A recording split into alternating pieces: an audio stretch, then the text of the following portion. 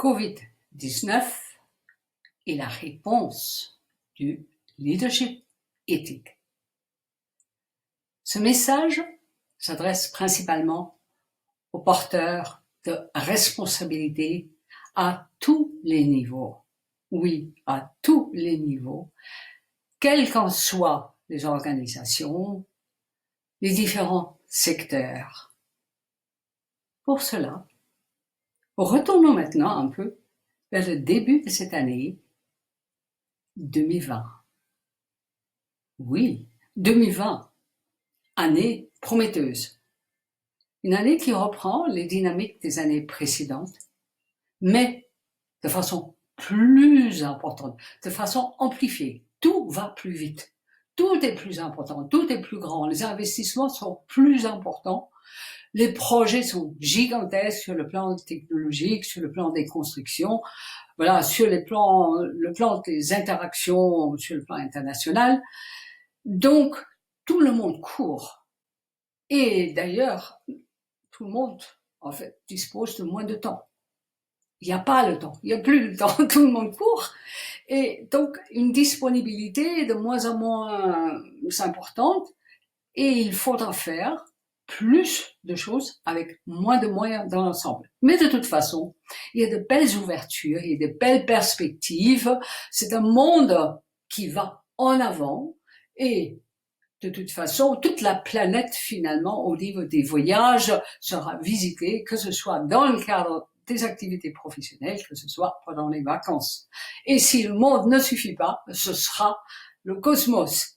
Donc, ça va de plus en plus loin, ce sera l'espace, ce sera l'univers.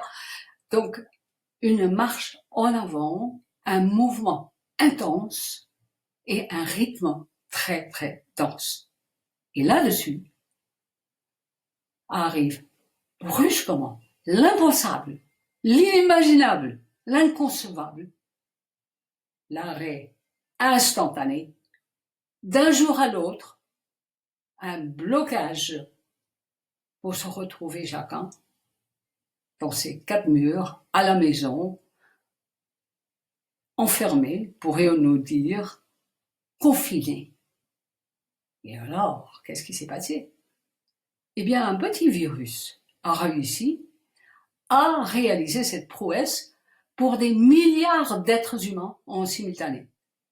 Donc, chaque être humain se retrouve là avec ses rythmes habituels, c'est-à-dire avec cette habitude de vitesse, de besoin justement de réaliser les choses dans un temps le plus court, et puis tout d'un coup, il n'y a plus rien. Comment? Qu'est-ce qui se passe? Il est question de danger, il est question de contamination, il est question de souffrance. Et effectivement, la télévision va envoyer de plus en plus d'images de souffrance grave, de danger grave, d'investissement, disons, sur un plan hospitalier, les équipes d'aide, effectivement, qui commencent à être surchargées, puisque il y a de plus en plus de personnes contaminées qui sont transportées vers ces lieux de secours, d'aide, etc. Et entre-temps, chacun, finalement, se trouvant immobilisé, complètement immobilisé, essaye de se retrouver, en fait, par rapport à ses habitudes, par rapport à ses réflexes, et commence à constater que peut-être ça tiraille plus tôt, où il y a des tensions, il y a des interrogations, il y a un manque de repères. Et donc chacun est obligé, nous pourrions dire, de ressentir ses frustrations, de ressentir ce qu'il voudrait, de ressentir par les nouvelles, ce qu'il aurait fallu ou ce qu'il voudrait faire ou ce que ça représentait, et de ressentir aussi la douleur, la souffrance, car les nouvelles affluent et les dangers finalement s'élargissent. Donc chacun est amené d'une manière ou d'une autre à prendre conscience de ce qu'il ressent, de ce qui se passe en lui, dans son corps, dans son cœur, c'est-à-dire sur la dimension affective, émotionnelle, Est-ce que, voilà, il est en colère, il est angoissé, il est tendu, il se retrouve, voilà, ou seul ou avec sa famille. Et donc le climat est tellement brusque, est tellement inattendu finalement qu'il essaie de retrouver de nouveaux réflexes et comment agir et s'adapter à cette situation. Entre-temps, évidemment, les nouvelles continuent à affluer et on commence à compter les morts, on commence à voir l'impact que cela représente. Et pour chacun, une interpellation, d'observer les consignes, de rester bien sur place. Donc, une obligation pour chaque être humain de se rencontrer soi. C'est une véritable rencontre avec soi. Et finalement, qu'est-ce qu'il constate? Il constate donc dans un premier temps, voilà, cette désorientation, ces frustrations, ces tensions, ce manque d'habitude, et donc tout son corps et toute sa dimension affective et émotionnelle se mettent en route avec plus ou moins de voilà d'angoisse ou d'espoir finalement de s'en sortir et que tout le monde s'en sorte, etc. Mais en fait, très rapidement, qu'est-ce qui se passe? Il se passe qu'il y a les cris au secours qui arrivent des équipes pour dire on est débordé, on n'en peut plus, nous avons besoin d'aide. Nous avons besoin d'aide massivement. Et qu'est-ce qui se passe? Et massivement, ça répond.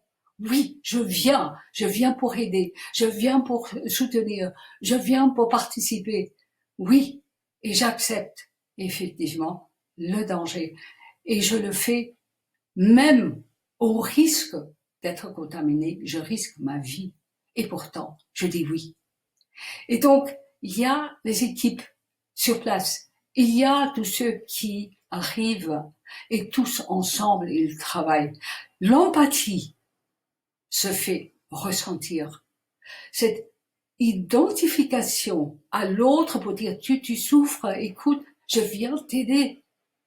Et l'empathie finalement va s'élargir à la société civile, qui va approuver, qui va remercier, qui va encourager, et des applaudissements non pas un jour, mais tous les soirs, tous les jours vont se renouveler pour permettre aux équipes de tenir. Par la suite, de manière plus élargie, ce sont aussi tous les autres finalement qui permettent de continuer à vivre, puisque dans chaque famille, on commence à constater que finalement la nourriture, ça va très très vite, qu'on a après tout très peu de réserves. Donc encore une fois, le corps étant sollicité pour sentir, pour dire oh mon Dieu, alors qu'est-ce que voilà, heureusement qu'ils sont là, ceux qui sont à la caisse, ceux qui sont dans les magasins, ceux qui aident, qui apportent, qui transportent, etc., pour me permettre de continuer à vivre, à m'alimenter, à nous aider ensemble. Et donc, il y a une immense expérience de vie qui a lieu, qui commence à intégrer un potentiel qui jusqu'à là, finalement, a été plutôt négligé. C'est-à-dire ce potentiel humain de vécu, de qualité de vécu, des besoins fondamentaux. C'est-à-dire le besoin d'être en bonne santé, le besoin de s'alimenter pour cela, voilà, le besoin de s'approvisionner, et donc le besoin d'être en sécurité aussi, le besoin d'avoir un équilibre de vie. Donc, en l'occurrence, c'est absolument unique dans l'histoire et tellement massif et tellement incroyable que tout le monde, en simultané, fasse l'expérience de cette réalité.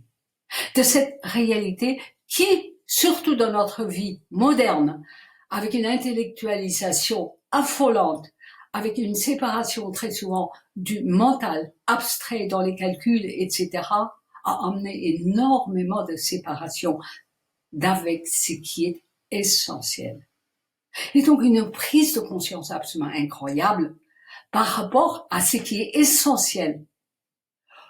Essentiel de se sentir en sécurité, essentiel d'avoir cet équilibre, essentiel de rester en bonne santé, voilà.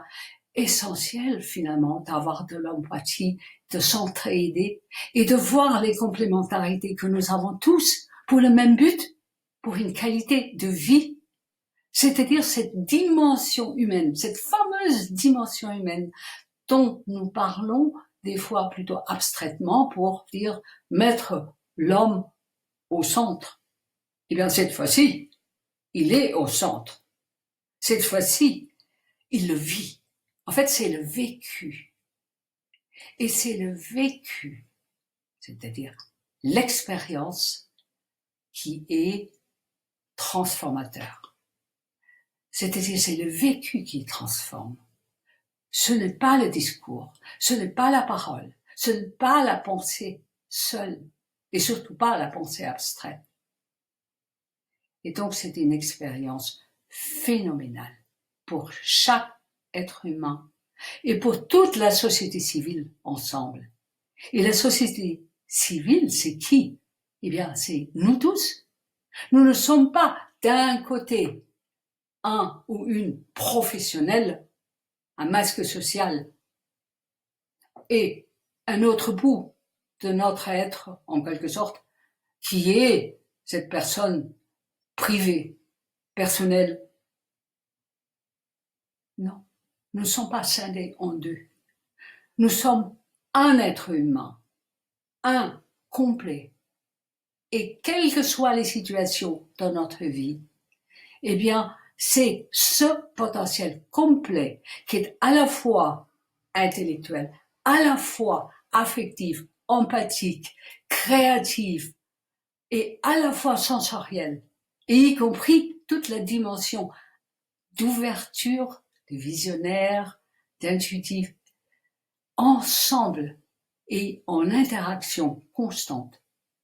Et c'est ça la richesse, en fait, pour nous tous, pour chaque être humain, pour tous ces milliards d'êtres humains, mais aussi les professionnels que nous pouvons être pour saisir cette réalité qui est la nôtre, d'être un être complet, et que c'est cette richesse qui permettra professionnellement d'avancer. Car c'est cette dimension affective, émotionnelle et relationnelle et empathique qui apportera la qualité. C'est au niveau du cœur que ça dit j'aime ou j'aime pas. J'ai l'élan ou je l'ai pas. Je suis motivé ou je ne le suis pas. J'adhère ou je n'adhère pas. Et qui crée l'unité, qui crée la coopération et non pas la compétition. Et je dis bien la coopération par complémentarité. Et donc, une diminution au niveau du jugement, au niveau du rejet, au niveau, voilà, d'une soi-disant échelle qui représente une véritable abstraction.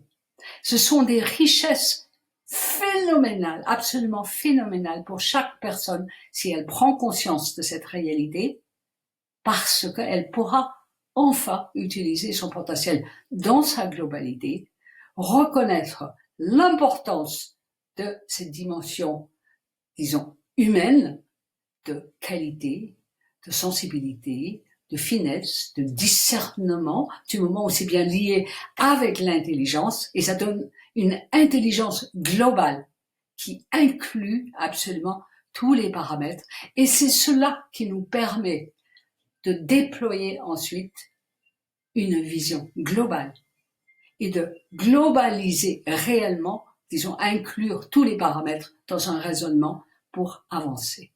Et donc là, voilà le message du leadership éthique, eh bien, d'inclure le savoir-être. Car le savoir-être, la façon d'être, la façon de vouloir, de se positionner, d'être critique, de rejeter ou d'accueillir, d'ouvrir, d'exercer le discernement en accédant à tous les potentiels parce que c'est l'ouverture qui nous permet d'accéder à ces potentiels qui étaient parfois plutôt mis à l'écart, voire rejetés, diminués dans tous les cas, ne pas approuver, ne pas mis à la hauteur de sa réalité. C'est-à-dire en tant que décideur. C'est le savoir-être qui décide. J'aime ou j'aime pas. Et donc, même si j'exécute et que je n'aime pas, eh bien, je ne fournis pas la même qualité.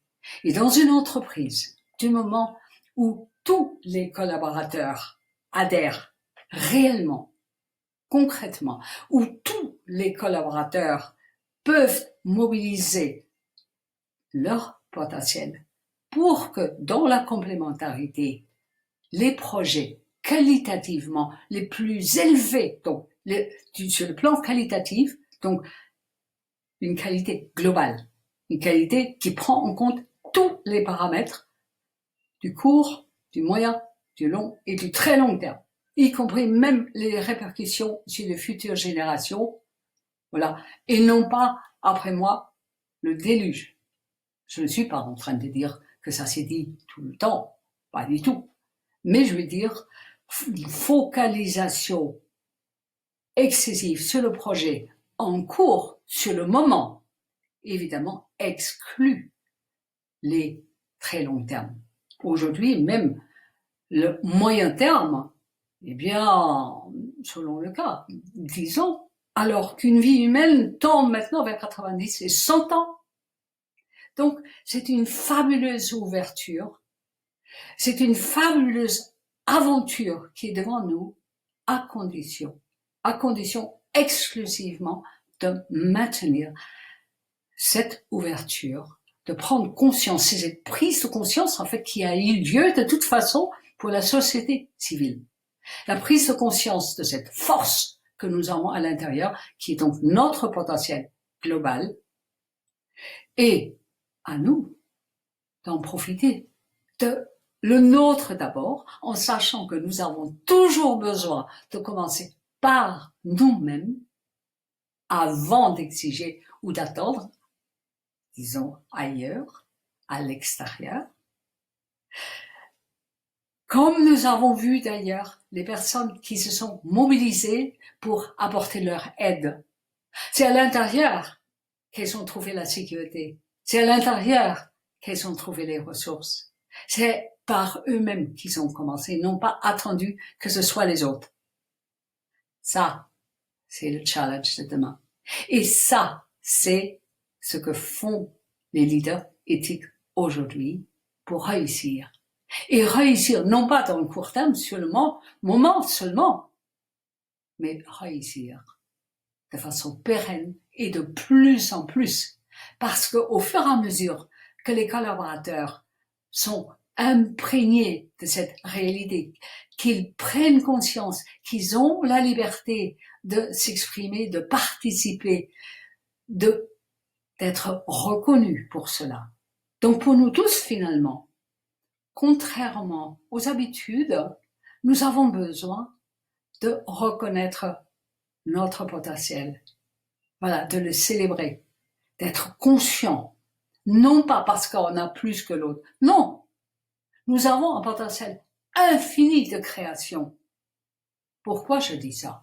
Et je le dis en étant bien conscient de cette réalité. Nous avons 100 milliards de neurones dans notre tête, chaque être humain.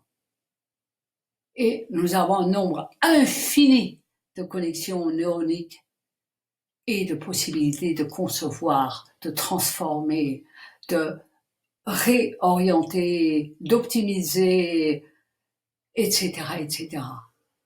Tout est possible si et seulement si nous utilisons l'ensemble de notre potentiel et que nous réhabilitons, je dirais, ce potentiel magnifique qui permet de conjuguer à la logique l'humanisme. Et nous allons pouvoir établir la preuve que si je veux être logique, il faut que je sois humain. Et si je veux être humain, il faut que je sois logique. Et là, ce sera à ce moment-là une véritable création individuelle et commune. Et je crois que l'humanité est bien partie. Elle commence à sentir, la société civile commence à ressentir sa force, son unité, car il y a en effet non seulement un individu complet, non pas 2 ou 3, voilà, schizophrène un petit peu, mais un être humain complet, avec toute sa richesse, mais il y a aussi une humanité complète, avec toutes les richesses et toutes les complémentarités, et tout un travail à faire qui est absolument avec des perspectives magnifiques si nous pouvons les saisir, voilà, pour progressivement utiliser ces belles complémentarités pour aller vers le même but que nous partageons, à savoir une vie digne pour tous. Ce qui est valable pour moi est valable pour les 7 ou 8 milliards. Donc, ce que je conçois pour moi, je conçois pour eux. Et c'est ma richesse. Et c'est leur richesse. Même si ça se fait pas en un jour et nous le savons, nous ne nous faisons pas des illusions. Non. Mais nous ouvrons vraiment, disons, cette dimension de richesse. Nous acceptons, nous lâchons prise par rapport à certains anciens mécanismes et nous créons ensemble un monde meilleur. Et nous avons tout ce qu'il faut pour le réaliser.